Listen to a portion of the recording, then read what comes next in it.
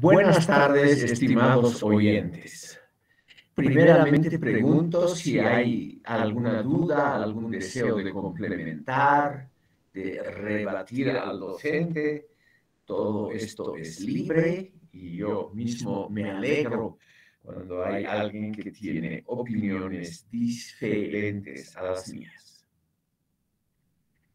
Quisiera mencionar para ir avanzando dos aspectos que, según todos los tratadistas, han sido importantes para construir la cultura y la estética griegas clásicas. En primer lugar, Grecia, hasta que los macedonios, después de la muerte de Alejandro, lograron unificar Grecia, Grecia constituía un entramado de estados pequeños, independientes y soberanos, todos en guerra, en conflicto permanente unos con otros. Los estudiosos de la obra de Homero señalan que eso aparece ya en la Ilíada. La Ilíada cuenta esa enorme coalición que armó Agamemnón, rey de Micenas, para conquistar Troya.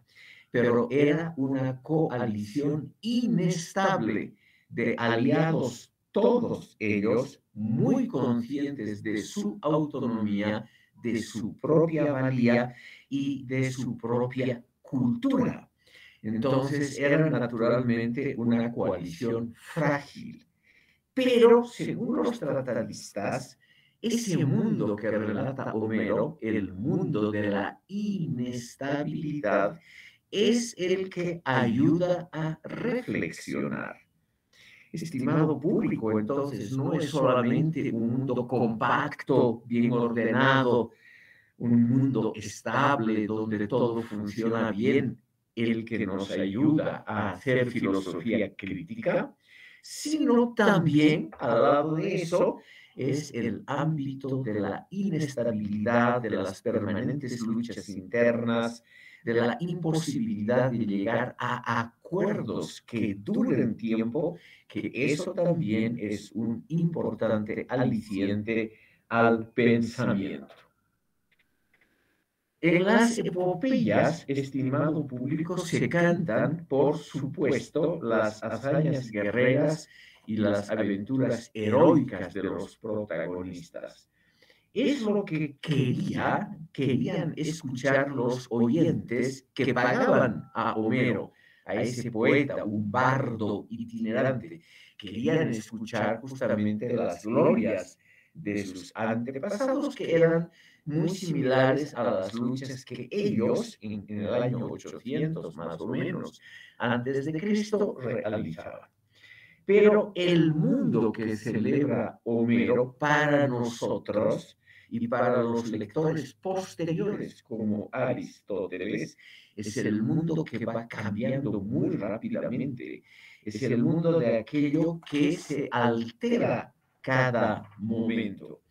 Y esas alteraciones en las alianzas, en el curso de la guerra, eso es lo que incita justamente a desarrollar un pensamiento crítico, porque lo que pinta Homero es el mundo en el fondo de la injusticia, por un lado, y de la casualidad, por otro. ¿Y qué es lo que quiere el ser humano? El ser humano quiere estabilidad. Entonces está siempre en esa lucha entre lo estable y lo inestable, y esa situación habría sido muy favorable para la filosofía. Es importante también, y esto es lo que señala Aristóteles en su Poética, que los grandes protagonistas épicos de las epopeyas hacen mal uso de sus cualidades y talentos y no siempre saben utilizar adecuadamente las oportunidades que les otorga el destino. Los héroes homéricos pueden ser bravos, hermosos y elocuentes, pero también son torpes y rencorosos. Así, el ser humano, pintado por Homero, está muy a menudo condenado al fracaso, pero lucha por realizar un rol que él mismo se ha fijado, por ejemplo, vencer a los troyanos, y por lo tanto trata de perdurar sobre cuestiones pasajeras como la muerte individual y el fracaso militar. Trata frente a esos problemas, trata de realizar su rol histórico con algo de decoro y con algo de dignidad. Entonces, estimado público, lo bueno es que las dos epopeyas, la Ilíada y la Odisea, nos muestran un mundo cambiante cada día, un mundo que no es totalmente favorable a los designios humanos, pero tampoco es totalmente desfavorable. Es un mundo que hay que saber aprovecharlo. Y en la Odisea, sobre todo, que relata los años en que estuvo Odiseo tratando de volver a su hogar con miles de aventuras, es decir, obstáculos que son vencidos, estimado público, ese héroe nos muestra que con un poco de dignidad, un poco de inteligencia y también con un momento de buena suerte, podemos vencer al destino. Las epopeyas homéricas dan, por lo tanto, una explicación global de lo que es el destino muy complejo de los seres humanos. Y ese es su valor pedagógico, su valor educativo. Es decir, nos fuerzan a ver que los héroes, los grandes protagonistas de las epopeyas, se enfrentan cada momento no solo a problemas naturales, sino también a las disidencias internas.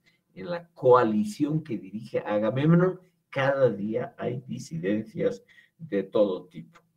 Pero un buen dirigente no es aquel que recibe todo regalado, sino un buen dirigente es aquel que sabe hacer un uso inteligente de las pocas posibilidades favorables que el destino nos señala. Entonces, eso unido a la idea de que los dioses son muy similares a los seres humanos, nos muestra un panorama donde nosotros podemos actuar y hasta podemos interactuar con los dioses. Eso es lo bueno. Si un dios, el dios supremo Zeus, tiene terribles dolores de cabeza, eso significa que es algo humano y que, por ejemplo, al darle un martillazo para que cese el dolor de cabeza, podemos intervenir en los asuntos divinos. Es muy diferente a los dioses todopoderosos de Egipto, Mesopotamia y Persia, que en forma orgullosa y desde arriba decidían los asuntos humanos.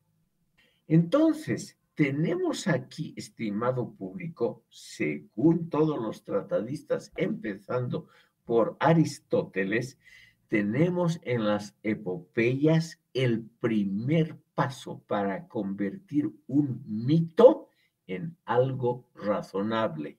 Es la conversión del mythos, o sea, del mito clásico, en el logos, la explicación científica. Y según muchos autores, la enorme diferencia entre las epopeyas griegas y las epopeyas clásicas de otros pueblos estaría justamente en ese punto en el que el ser humano puede utilizar las ventajas naturales y las casualidades del destino humano, sobre todo del político, puede utilizarlas razonablemente. Si tiene un buen uso justamente de su razón, las puede utilizar razonablemente para crear un destino menos malo que el que le deparan los dioses. No quiere decir un destino bueno, estimado público. Ahí en la Odisea y en la Ilíada se nos muestra, según varios tratadistas, por primera vez que el ser humano lo máximo que puede hacer es evitar lo muy malo y contentarse con el mal menor. Lo mismo en la política. No tenemos que esperar tener el modelo perfecto, el régimen ideal, el gobernante esclarecido, sino debemos contentarnos con el mal menor, es decir, el gobernante que causa relativamente menos daño y el régimen que origina menos problemas que los otros. Entonces, lo que hay es un intento razonable de utilizar la razón, ese instrumento humano, para vivir algo mejor, sin acceder naturalmente a explicaciones sobrenaturales. Eso es lo bueno. Estimado público, y a eso ayuda obviamente la idea muy razonable, muy humana, de que los dioses pueden ser modificados por la experiencia humana. Esa es una idea muy brillante. Nosotros podemos interactuar con los dioses porque los dioses tienen sentimientos muy parecidos a nosotros. Si vemos la mayoría de los mitos griegos, todos tienen que ver, o casi todos tienen que ver con rencillas de los dioses entre sí, celos, amoríos. Los dioses griegos, empezando por Zeus, eran extremadamente eróticos en su actividad, y eso significa obviamente que pueden ser seducidos, pueden ser de alguna manera, se les puede modificar su actuación mediante una seducción adecuada. Entonces, estimado público, vemos por primera vez una gran poesía, las epopeyas, una gran obra de poesía que se desprende de alguna manera de la clásica religión, es decir, del clásico relato que solo habla de los grandes dioses y de sus grandes hechos. Y estas obras, las dos grandes epopeyas con las que se inicia la literatura clásica griega, nos muestran la posibilidad de la actuación humana racionalista, es decir, en un medio hostil, por lo menos tratar de utilizar los mecanismos, los procedimientos o las oportunidades que nos brinda el destino. Estimado público, no voy a aburrir a ustedes con estos detalles técnicos. Vamos a pasar a ver un mapa donde podemos ubicar, estimado público, los lugares donde se ha producido el arte griego más importante y donde al mismo tiempo ha habido actuaciones histórico-políticas que nos muestran la relación muy estrecha entre el arte y la política. Vamos a ver primero, estimado público, como les decía, que colonia, colonización, colonos no es necesariamente una mala palabra. Es decir, los griegos han colonizado una parte importante del mundo y esa parte importante del mundo no ha sido cogida a otros pueblos, no ha sido robada a otras civilizaciones, sino que los griegos realmente han utilizado su mundo, han utilizado el mundo antiguo para establecer colonias importantes que no necesariamente han significado una dominación, una explotación de culturas anteriores. Como ven ustedes, esa colonización de los griegos ha sido muy diferente a la colonización española. Aquí tenemos la Magna Grecia, en la imagen de la izquierda tenemos Italia, y aquí donde estoy moviendo el cursor está el sur de Italia y la isla de Sicilia, muy importante para los griegos, y por lo tanto aquí la mostramos en una imagen especial a esta notable isla que guarda algunos de los testimonios más notables de la cultura griega. Toda esta zona, toda esta costa, estimado público, ha sido colonizada siglos antes por los griegos cuando no había una población que podríamos llamar originaria.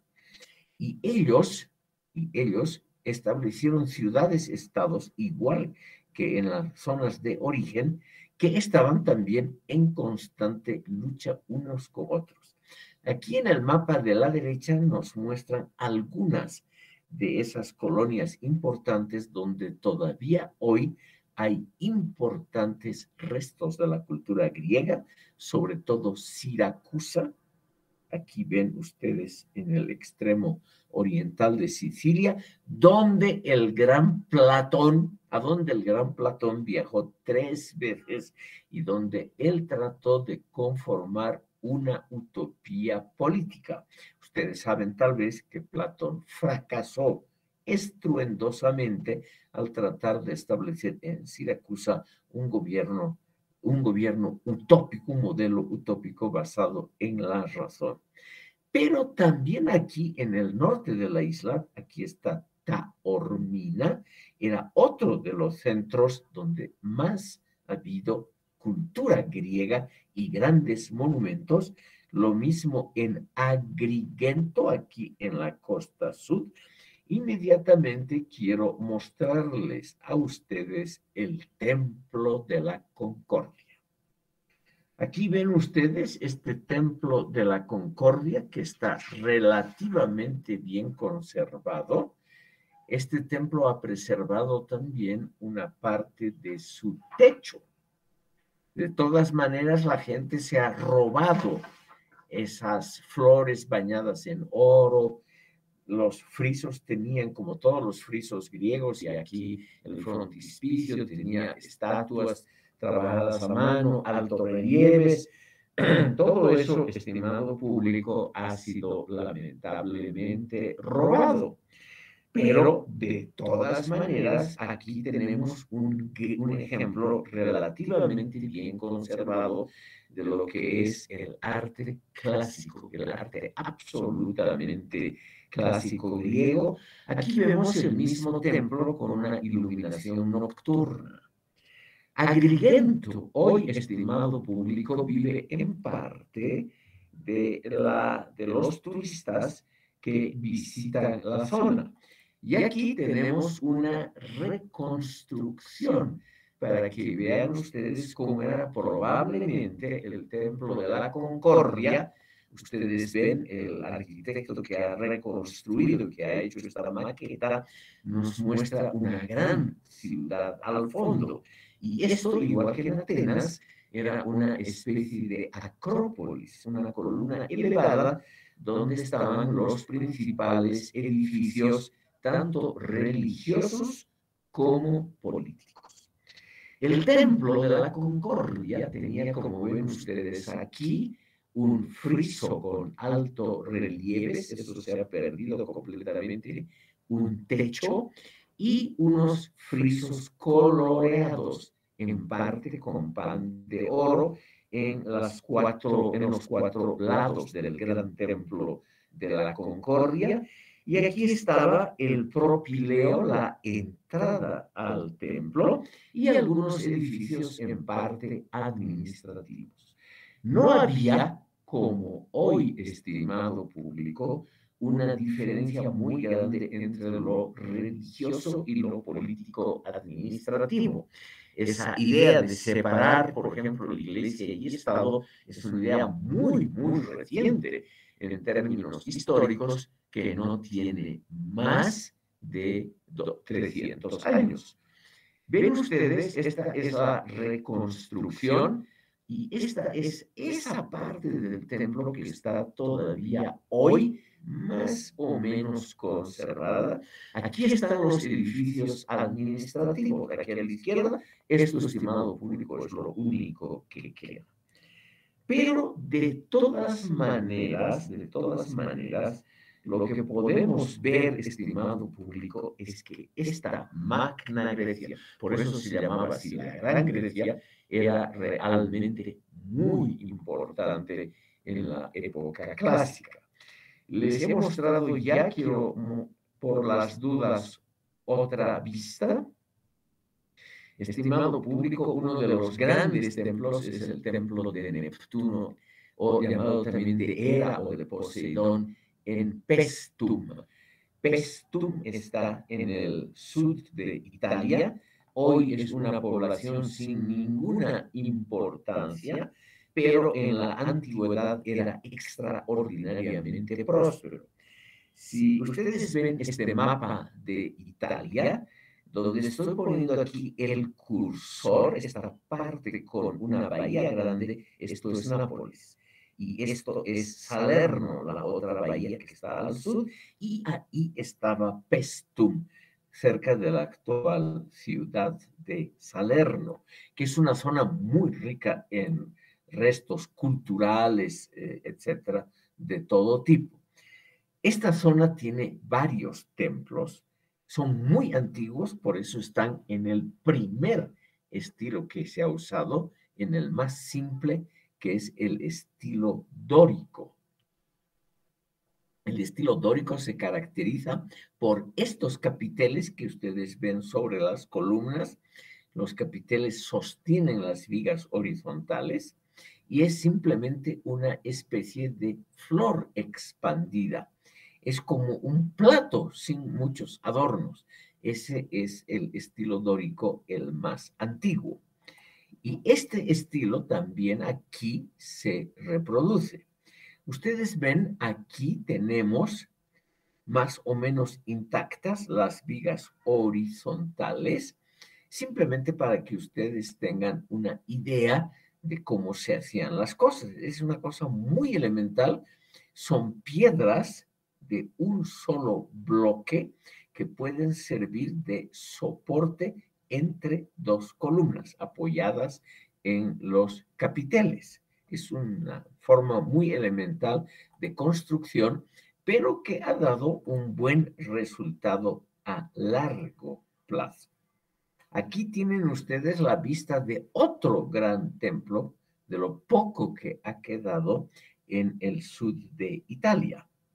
Estimado público, lamentablemente la destrucción ha sido inmensa.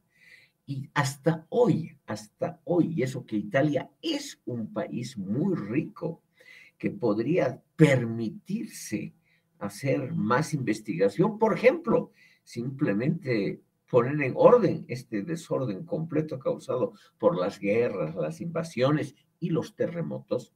Todo el Mediterráneo es una zona muy afecta a los terremotos. Sin embargo, no se ha hecho nada. Hace 2000 años esto se halla en el desorden, en el caos que ven ustedes. Hay naturalmente algunos intentos de reconstruir un poquito más. Aquí les quiero mostrar, ustedes ven aquí el mapa de Italia y de la isla de Sicilia. La actual capital de Sicilia es Palermo de la isla. Esta es una zona muy rica en testimonios artísticos de muchas edades. Y aquí, estimado público, ha habido un intento de reconstrucción de los templos de la zona. Ven ustedes, por lo menos aquí, la administración local de Palermo ha gastado unos pesos, no es mucho, unos pesos por lo menos en poner un poquito en orden, usando los mismos materiales que yacían en otras ruinas completamente en desorden. Como hemos visto aquí, por lo menos hay el intento de mostrar cómo ha podido ser esta ciudadela. Y al fondo ven ustedes la gran ciudad actual de Palermo, famosa, tal vez ustedes han escuchado hablar también por la mafia. Es una región, lamentablemente, donde la mafia es muy fuerte. Aquí ven ustedes, se notan muy claramente los capiteles dorios, el estilo dórico, lo más antiguo y lo más elemental de las formas arquitectónicas. Pero aquí hay un detalle que está mencionado en los tratados posteriores, por ejemplo, de la época romana. Una buena columna para dar justamente una impresión que podríamos decir de flotar en el aire, esta columna tiene que ser más reducida en perímetro en la parte superior que en la inferior. O sea, tiene que adelgazarse. Y aquí se ve en este ejemplo, y es un ejemplo derivado de la teoría. Es una teoría muy usual en esa época que dice el mejor efecto óptico se produce doblando un poquito los laterales. Aquí a ustedes les parece una línea absolutamente recta, pero no es así, estimado público, es simplemente para que se vea mejor. Y aquí el mismo efecto en las columnas, o sea, se adelgazan hacia arriba, claro, en parte para ahorrar material, pero en parte también para dar ese efecto de algo etéreo, de algo que flota, de algo que no es pesado. Ese es un efecto muy interesante de que los griegos han producido primero en la teoría y luego en la praxis. Aquí ven otra de estas vistas de los templos. Es un conjunto de templos en la zona de la Concordia. Aquí está este templo iluminado de noche. Es una gran atracción turística. Estimado público, quiero mostrarles cómo va avanzando la arquitectura con otros ejemplos, esta vez de la costa del Asia Menor. Esa costa era también griega durante milenios, la costa que hoy es la costa turca del mar Egeo. Y ahí existió una ciudad griega muy importante, famosa, entre otras cosas, por tener una de las bibliotecas más grandes de la antigüedad, la ciudad de Pérgamo. Y aquí ven ustedes este monumento que está relativamente bien conservado. Se llama el Altar de Pérgamo y se encuentra hoy en el Museo de Pérgamo en Berlín. Arqueólogos berlineses excavaron la zona de Pérgamo, que era entonces parte del Imperio Otomano, y como los los turcos otomanos, que eran islámicos, no tenían el más remoto interés en el pasado impío de las religiones anteriores, vendieron al gobierno alemán estos restos del templo y los alemanes lo han armado en Berlín. Lo han armado, pero solo parcialmente. Si ustedes ven, es un altar, por eso se llama el altar de Pérgamo. Es un altar y atrás estaba el gran templo. Del gran templo no ha quedado nada. Pero el altar desde la antigüedad era interesante porque tenía unos exteriores con altos relieves muy trabajados, es decir, con prácticamente estatuas de la mejor calidad artística adosadas a los laterales del altar. Ven, hoy en día la gente puede subir al altar de Pérgamo, se pueden tocar las columnas, etcétera. Y aquí ven ustedes cómo los visitantes hoy en día pululan por todas partes. Y aquí están las partes no del todo conservadas de los frisos laterales, que tenían estas esculturas adosadas, que son altorrelieves adosadas a la pared. Aquí ven ustedes que la pared donde está el cursor estaba muy trabajada, es decir, los griegos tenían realmente un interés para realmente dibujar correctamente las imágenes, esculpirlas también en forma igual y para adornar los detalles.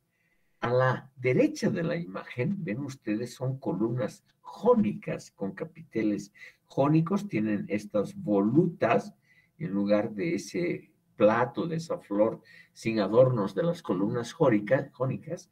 Aquí perdón, de las columnas dóricas, aquí el estilo jónico tiene unas volutas, unas vueltas alrededor. Es un estilo desarrollado sobre todo en Atenas. El altar de Pérgamo tenía, estimado público, muy notables estatuas a lo largo de todo el edificio y también a lo largo del templo principal. Aquí les muestro algunos de los altorrelieves que han quedado más o menos bien conservados. Y aquí, ¿qué se ve, estimado público? Se ve mucho movimiento. Eso es uno de los datos interesantes que los griegos han conseguido. El mármol, la piedra, es la inercia por excelencia, la estabilidad, lo contrario al movimiento. Y sin embargo, aquí las representaciones escultóricas nos quieren mostrar movimiento. Aquí ven ustedes a la derecha inferior un león que se está comiendo a alguien y aquí probablemente un soldado o un luchador o simplemente una persona que trata de parar al león. Aquí, estimado público, algo dañado. Ven ustedes esta parte del alto relieve en este friso. Ven ustedes figuras que en su época tenían fama de estar muy bien talladas. Es en parte la historia de la lucha contra los titanes. Aquí hay un titán caído. Ven ustedes aquí, los griegos han conseguido una victoria sobre los titanes. Aquí ven, se nota en la imagen de la izquierda arriba, en el friso se notan caballos, luchadores. Aquí a la derecha superior ven ustedes una mujer que lucha contra una figura que es en parte una figura mezcla de animal y persona, que eso era muy usual en la cultura griega. Es decir, una representación de este tipo, estimado público, es al mismo tiempo un templo, es decir, un homenaje a un dios, y simultáneamente relata las glorias pasadas de esa sociedad. La lucha, por ejemplo, contra los titanes, etcétera, que es uno de los elementos importantes de la mitología griega. Pero, estimado público, también hay campo para la cultura en sentido más estricto. En este mismo Museo de Pérgamo, que se encuentra en Berlín, como les conté, está la llamada Biblioteca de Celso, perdón, el Mercado de Éfeso. Éfeso era también una ciudad situada en lo que hoy es la costa turca del mar Egeo. Y en estilo estrictamente clásico, imitando los modelos griegos del continente, aquí también se ha construido este pórtico del mercado. Ustedes ven, son columnas jónicas con capiteles jónicos. Tenía estatuas, están en mal estado, descabezadas, pero ustedes se pueden dar una idea de lo que era la entrada a un mercado. Es decir, estimado público, es simplemente una imagen que nos muestra la importancia otorgada a edificios públicos. La gente tenía muy pocas oportunidades de sentirse bien. La verdad es que la antigüedad clásica para los esclavos, para la gente pobre, ha debido ser una vida de sacrificio y hasta de tortura. Pero por lo menos cuando iban al mercado, y seguramente lo hacían cada día, por lo menos veían una arquitectura más o menos respetable. Esta es la entrada a ese mercado. Como ustedes ven, es realmente una construcción muy notable. Aquí ven ustedes otra de las... Sigue siendo el Museo de Pérgamo en Berlín, que tiene un techo con una cubierta translúcida que permite una iluminación natural. Es un museo del siglo XIX.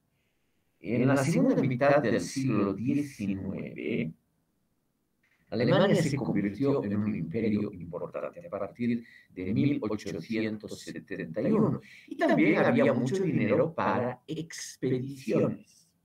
En este Museo de Pérgamo, que junto con el Louvre, el Museo Británico, la Villa Borghese en Roma son las grandes salas mundiales de exposición, aquí, estimado público, podemos ver cómo los alemanes construyeron un museo con iluminación natural es antes de que exista la luz eléctrica como la conocemos hoy.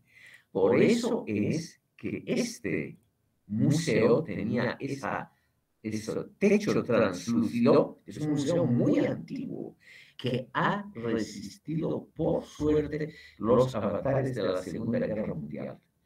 Entonces, simplemente para que vean ustedes cómo era un edificio público en la antigüedad clásica, como una ciudad relativamente pequeña como Mileto o Éfeso, podían gastarse o podían invertir en esta construcción de edificios públicos que era para embellecer la ciudad. Un mercado, estimado público, funcionaría también en un medio mucho más modesto.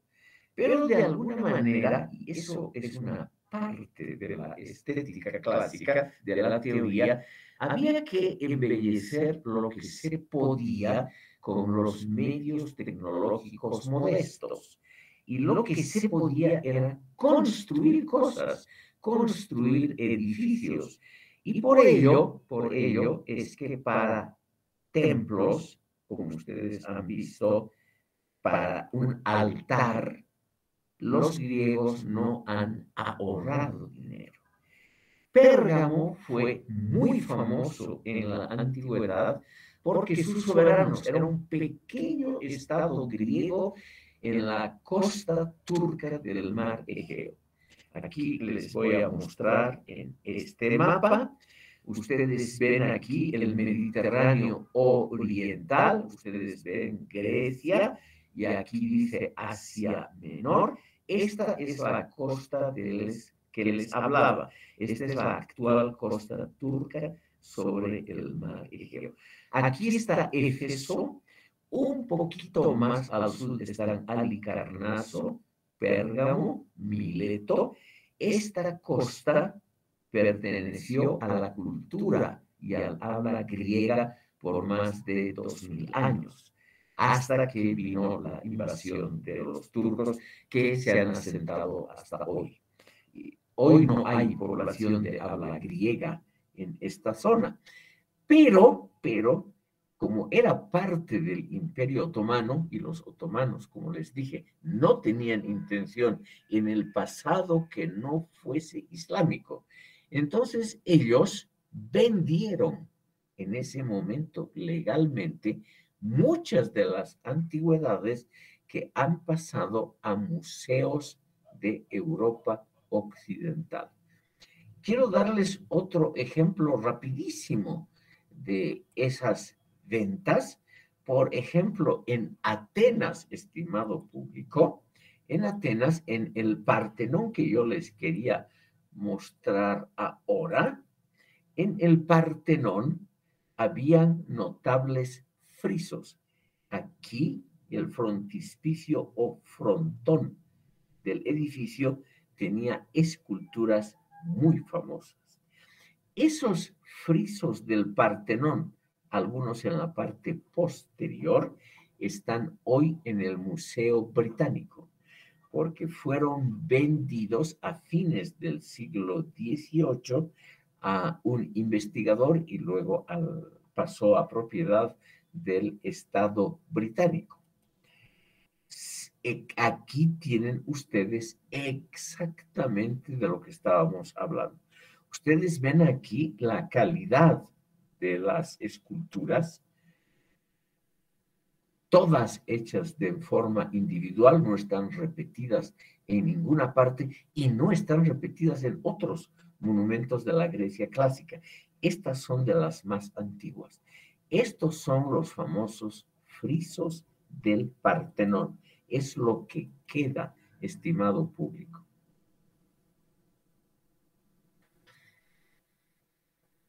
Aquí está el dios Apolo en el centro. Estas esculturas, estimado público, están lamentablemente muy dañadas. Ninguna está realmente en buen estado.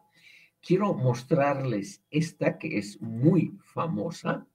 Ustedes ven aquí un toro que va a ser sacrificado y aquí está probablemente el sacerdote que le va a aplicar aquí al pobre toro el cuchillo fatal. Ustedes ven cómo está, todo el friso está así dañado, pero nos podemos dar una idea de que esta escultura que estaba muy alta, no se la veía de cerca, también está trabajada muy delicadamente por los artistas. En una palabra que tiene que ver con la teoría estética, estimado público, había que tener algo de esparcimiento. La población en esa época no tenía redes sociales, no habían discotecas, ninguna de las cosas con las cuales ustedes la pasan bien. Entonces, en esa época, no para todos, evidentemente, para una parte de la población simplemente pasear era el paseo obligado. La Acrópolis de Atenas era el paseo obligado y gratuito, no se cobraba entrada, no es como es ahora, que es carísima la entrada. Entonces, estimado público, la gente iba a ver esto que estaba en buen estado. Y como les he mostrado anteriormente, en el centro del Partenón estaba la estatua de Atenas Partenos, esculpida por el gran Fidias, el más grande de los escultores griegos, y seguramente revestida con una lámina de pan de oro.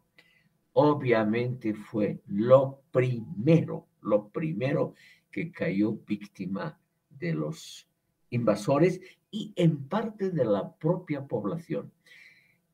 Como esto ya hay una documentación, es el fin del Imperio Romano que se vuelve cristiano. Bajo el emperador Teodosio I ya se vuelve cristiano el imperio. Y, estimado público, él dio carta blanca, él, Teodosio, llamado el Grande, el último emperador del imperio unificado. A la muerte de Teodosio se divide el imperio romano. Este emperador es el que proclamó que el cristianismo era la única religión permitida, no solo la oficial, sino la única permitida.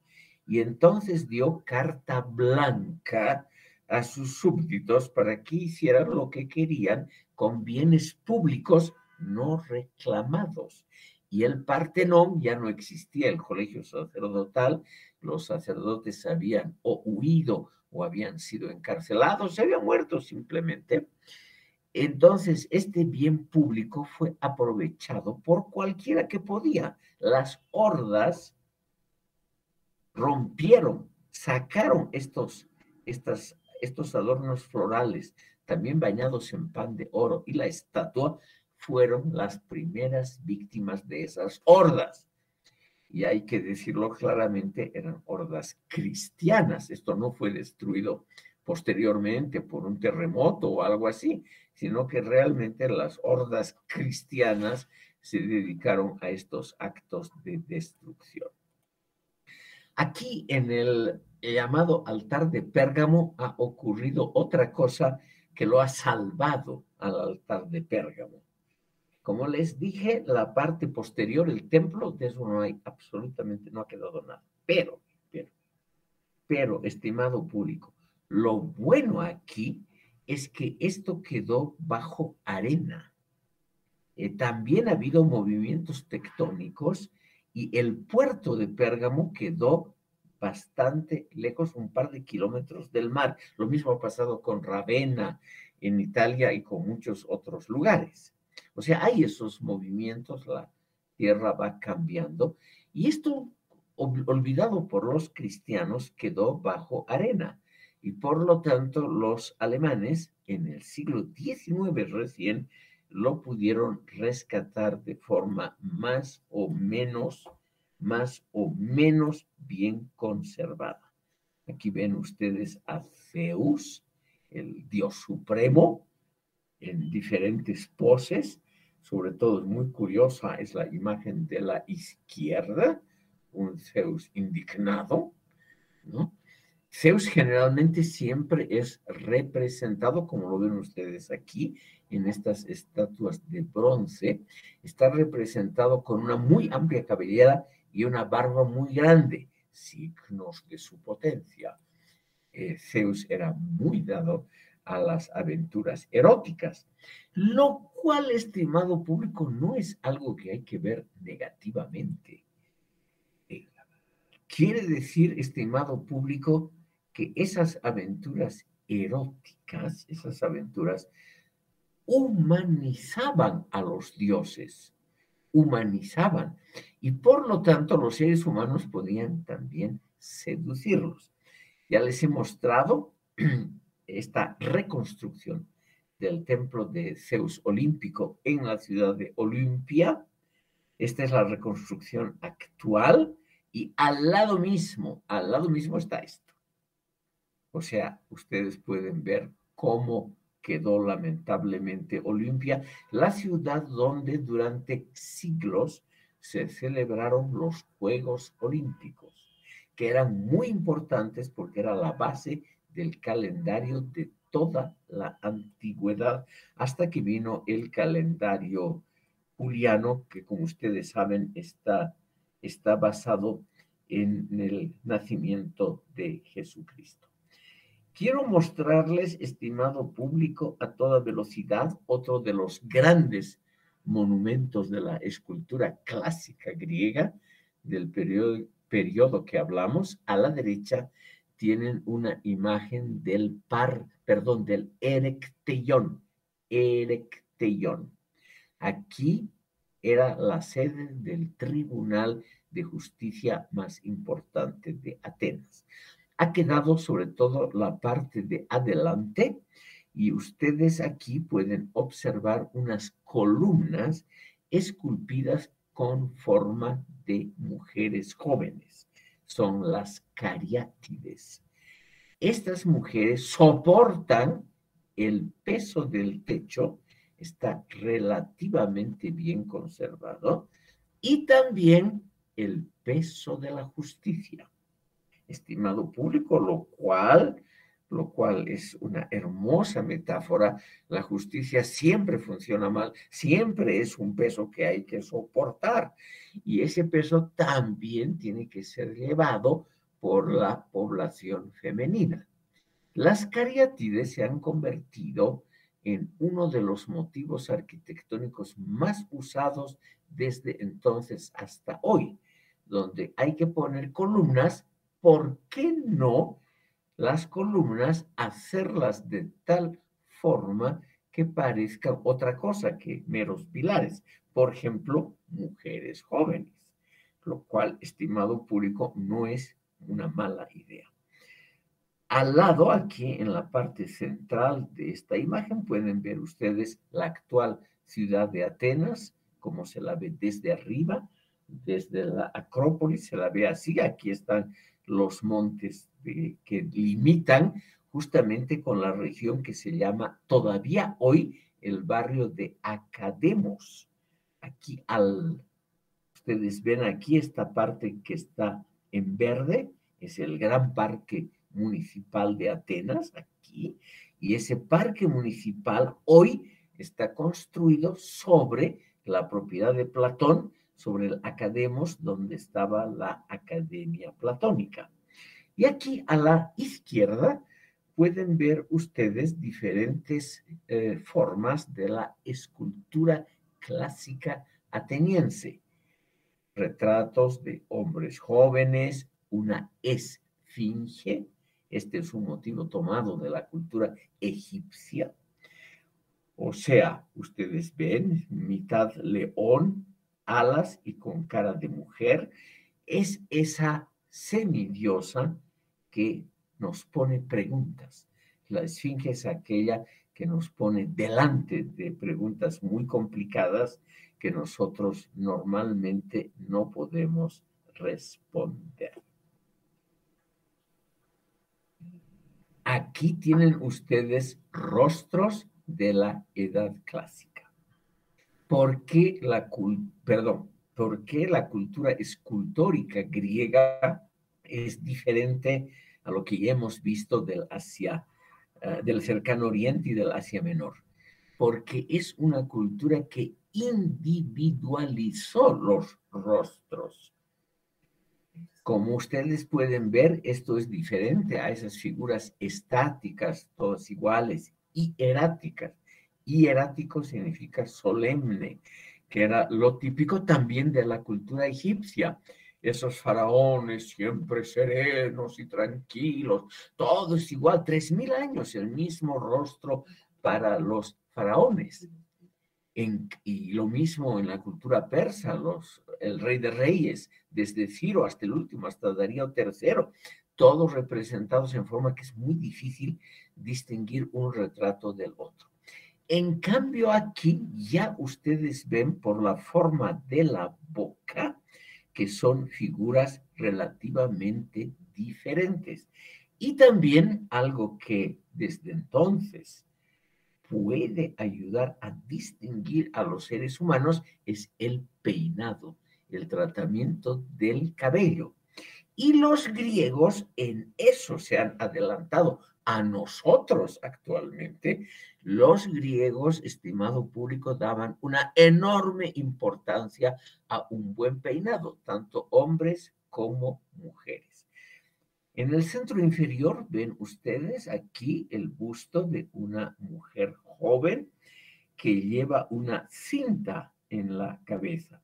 Y aquí ven ustedes a varones jóvenes sin barba. Ven ustedes aquí, sin barba, algunos con los labios entreabiertos, otro con boca cerrada, otro con boca semiabierta.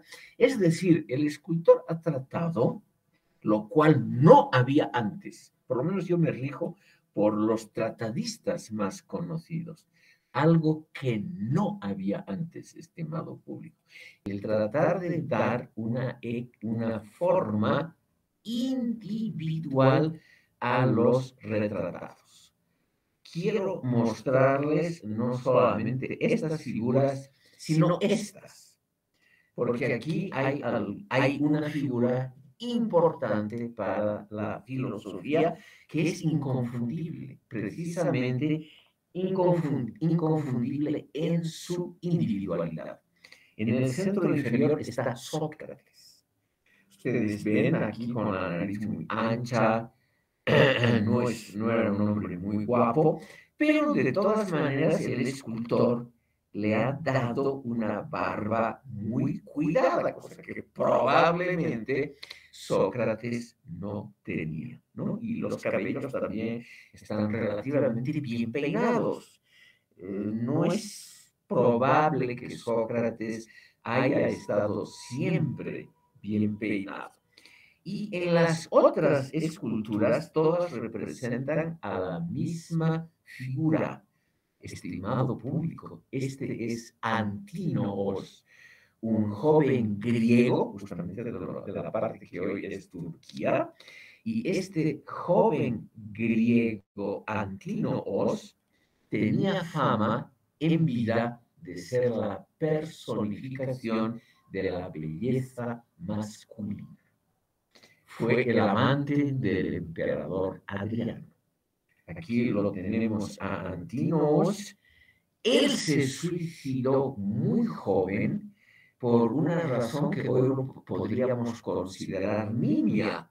Él tenía miedo a envejecer, a volverse un poquito feo, a tener arrugas. Y por eso Antínoos, creyendo que podía envejecer y que podía perder el favor del emperador, que era obviamente lo más importante, él se suicidó a los veintitantos años. Y al suicidarse consiguió lo que él también quería, ser endiosado. Adriano y el Senado romano lo deificaron. El Senado romano tenía esa curiosísima facultad de declarar como dioses a algunas personas. Y este Antínoos fue proclamado dios y se le elevaron altares y templos en todo el imperio romano. El emperador Adriano, que es también lo que este chico quería, quedó devastado. Nunca se recuperó totalmente de la pérdida de su hermoso amante.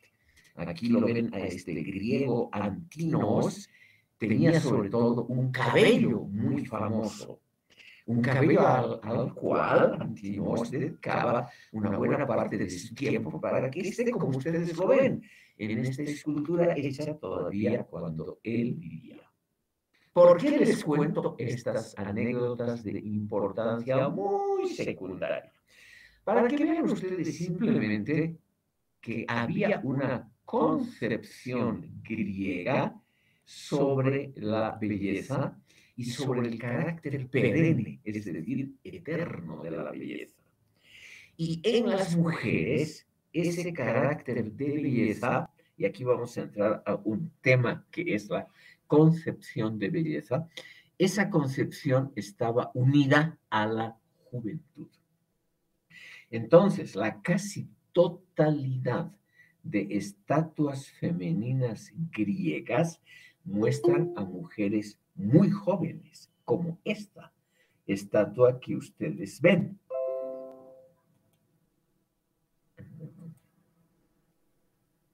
Vamos a volver.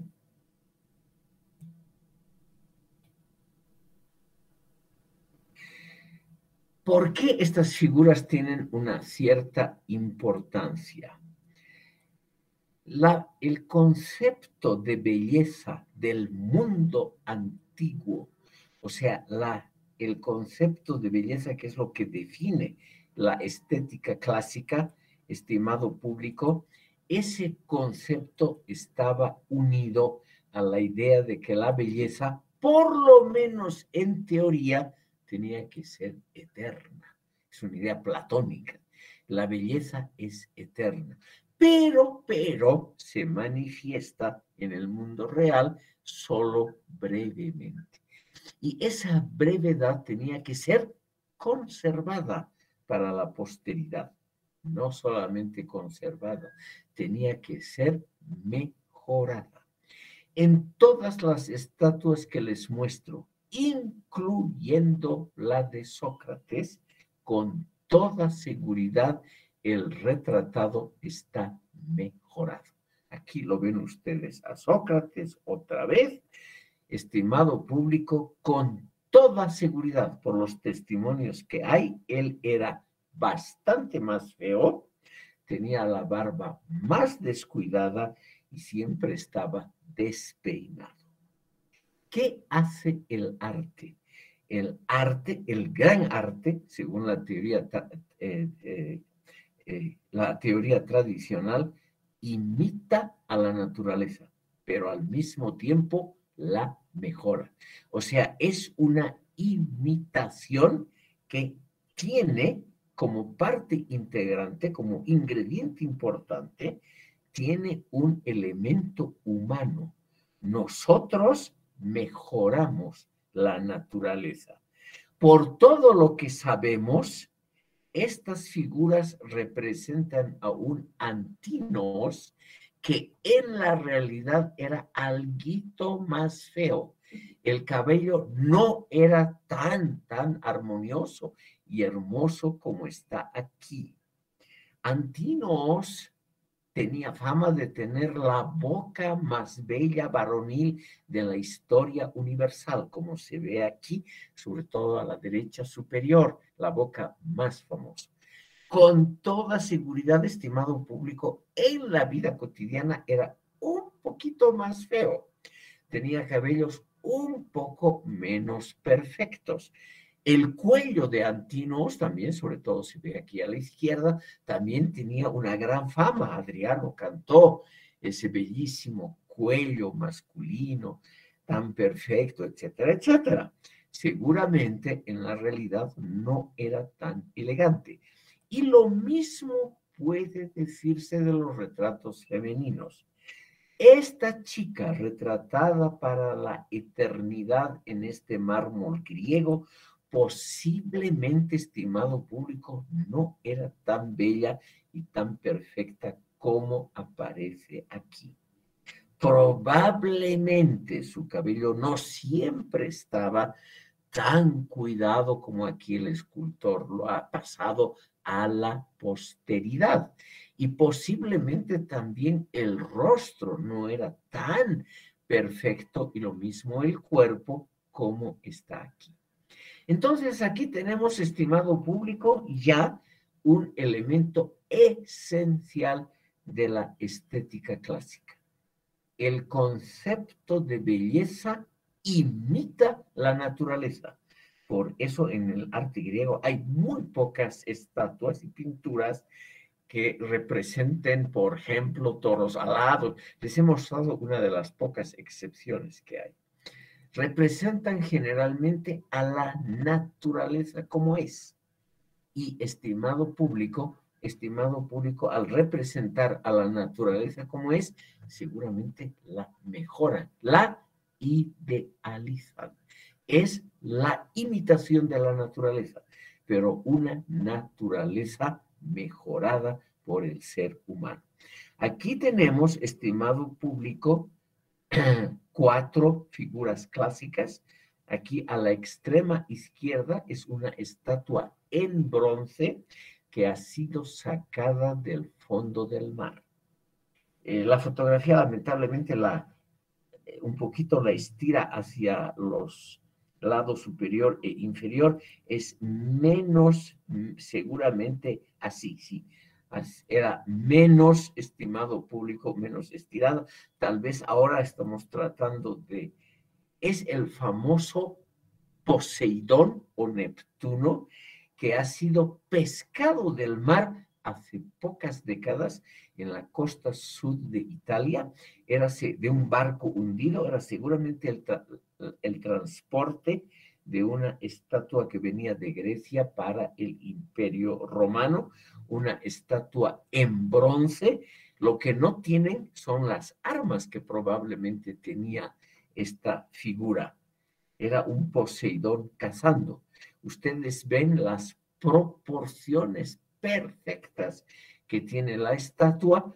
El Poseidón, pese a sería un hombre, perdón, un dios mayor, no tiene un gramo de gordura, está en el mejor estadio, una barba rizada y cuidada, y eso que está de cacería ante animales peligrosos. Lo mismo las otras estatuas, estimado público, aquí a la extrema derecha, Perseo con la cabeza de la gorgona que acaba de cortarle la cabeza. también lo vemos con un aspecto extremadamente juvenil. ¿Qué quiere decir esto? El arte capta la belleza en su mejor momento. Capta esos instantes, en términos temporales son solo instantes, en que la belleza se muestra en todo el esplendor, en todo el esplendor. Como estas figuras masculinas que vemos aquí. En ese esplendor que dura pocos años. Es decir, el arte lo que hace es idealizar a la naturaleza.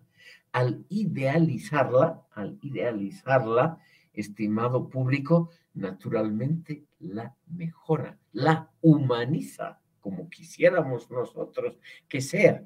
Nosotros quisiéramos una belleza absoluta y eso no existe, existe solo el recuerdo de esa belleza en las estatuas que estimado público, estas estatuas que parecen dominar el tiempo, o por lo menos parecen sobreponerse al tiempo. En esta imagen quiero mostrarles 4 estatuas absolutamente clásicas de los escultores más famosos que ha tenido la Grecia clásica. Ya les he mostrado el discóbolo de Mirón, uno de esos grandes escultores.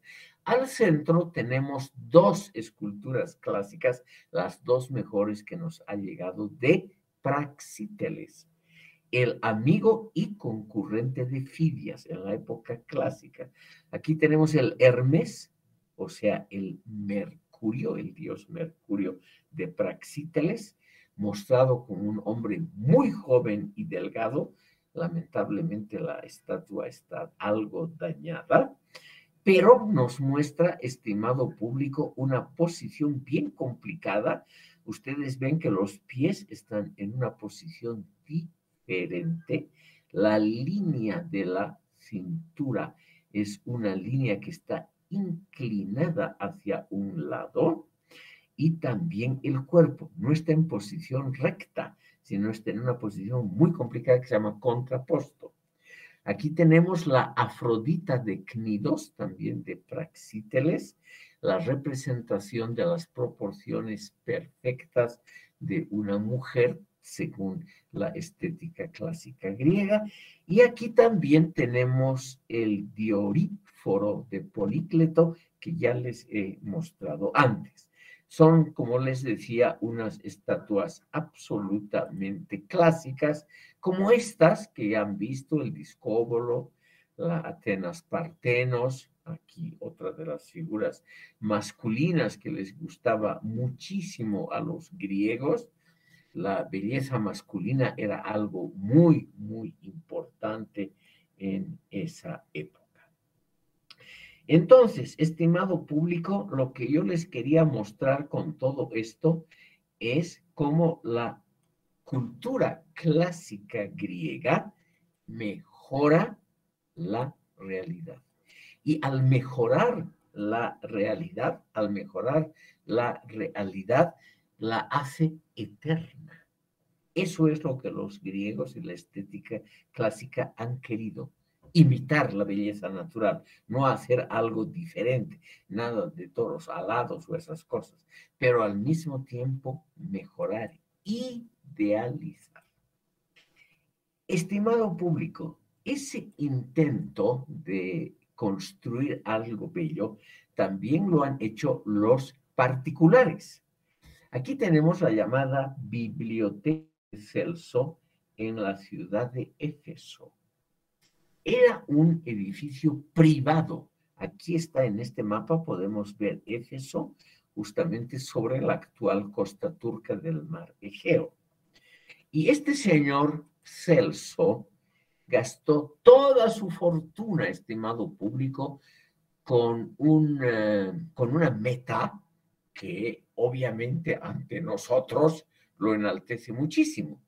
Construyó una un hermoso monumento, ha quedado solo la fachada para guardar su valiosa biblioteca, que lamentablemente en las invasiones de los bárbaros, de los gálatas, fue pillada y quemada. Los gálatas provienen del norte de Europa y ocuparon una parte de Grecia todavía bajo el Imperio Romano. Bajo el Imperio Romano hubo la invasión de los gálatas, que se ha perdido el pueblo, ya no existe nadie que quiera ser descendiente de los gálatas, pero en su momento llegaron a esta costa del mar Egeo y destruyeron muchos de los grandes monumentos. Cuando vamos a hablar de las 7 maravillas del mundo, vamos a hablar del mausoleo de Halicarnaso y del templo de Artemisa, que estaban muy cerca de lo que estoy mostrando aquí. De eso no queda nada, estimado público. Pero nos podemos hacer una idea de la gloria estética de ciudades provincianas, porque esto era la provincia, no era ninguna capital importante, para que tengamos una idea de lo que haya podido ser el centro, como Roma o Ravenna, etcétera, en la antigüedad. Ven ustedes con un estilo estrictamente clásico, Celso hizo, aquí se ve el cielo inmediatamente por estas ventanas, porque no ha quedado nada de la parte central de la biblioteca, solo el pórtico. Pero al ver el pórtico, ustedes pueden tener una idea de la calidad del edificio. Ha quedado el pórtico y esta que probablemente era otra casa particular. En Éfeso hay muchas ruinas, estimado público. Ven ustedes, esta es la costa del Mediterráneo, esta es la típica vegetación del Mediterráneo o lo que queda hoy de ella.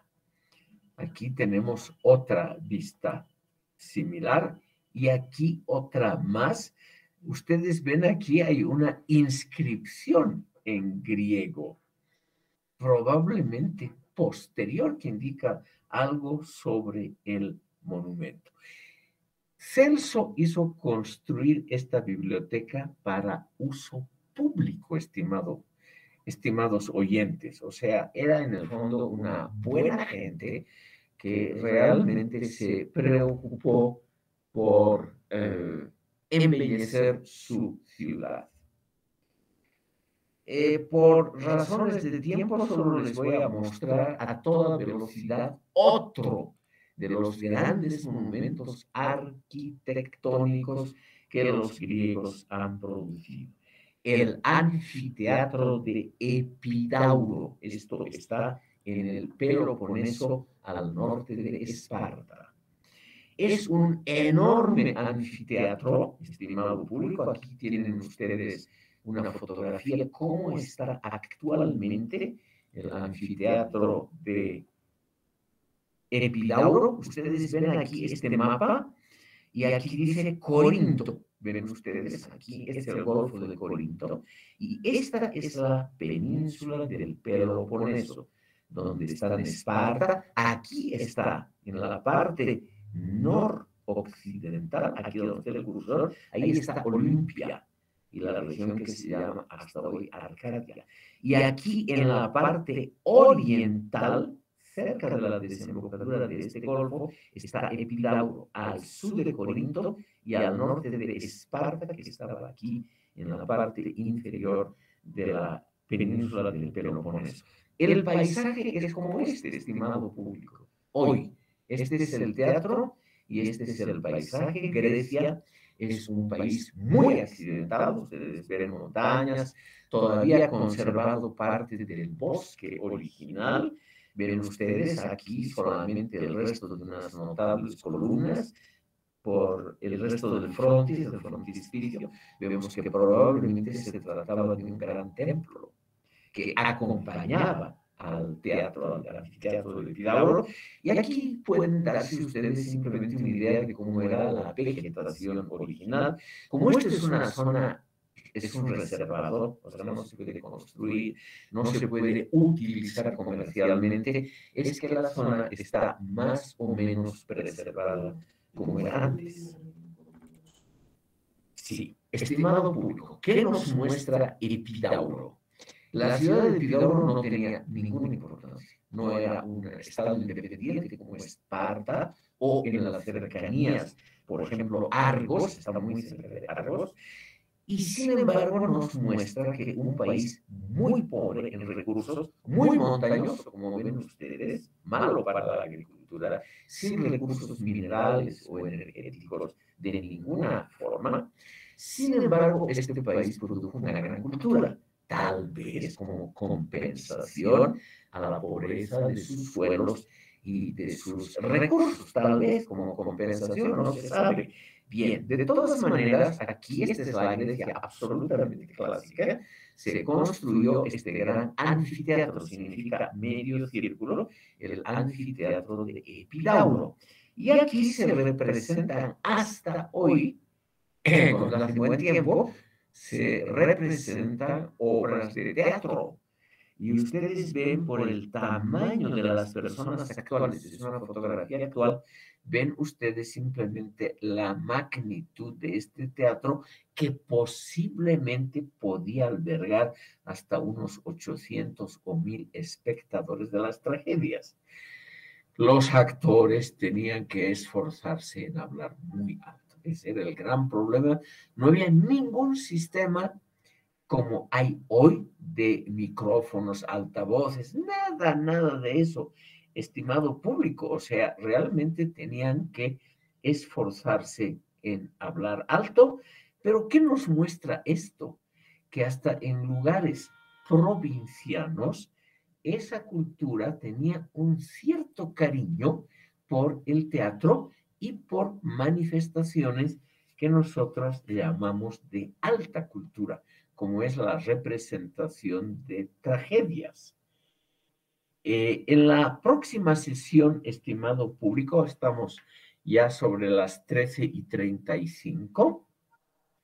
En la próxima sesión tenemos que hablar sobre las tragedias, porque las tragedias es el gran tema de la poética de Aristóteles, que no hemos podido tratar hoy.